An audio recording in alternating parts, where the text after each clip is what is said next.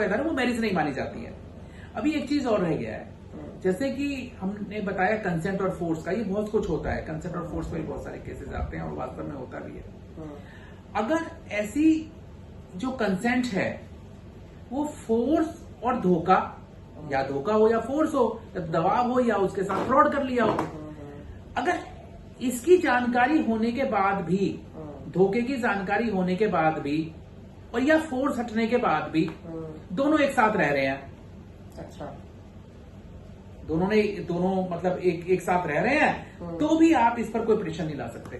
यानी कि भाई अब दोनों में कॉम्प्रोमाइज है, ठीक है, पता लगा धोखा था, ठीक है, रह रहे हैं भाई, सही है। तो यहाँ पे क्या करना पड़ेगा इस स्पेसिफिक इस केस में, जैसे प्रेगनेंसी वाले मैंने केस में बताया, वहां पे अगर फिजिकल रिलेशन बना लिया तो खत्म हो गया, 1 साल का पीरियड आपने नहीं डाला तो खत्म हो गया। यहाँ पर कंडीशन क्या है कि पहले तो यह है कि क्रिमिनल जो आपका क्रिमिनल नहीं, इसमें जो फोर्स है या फ्रॉड है उसका आपको जानकारी हो गई, जानकारी होने के 1 साल के अंदर आपको लाना पड़ेगा। और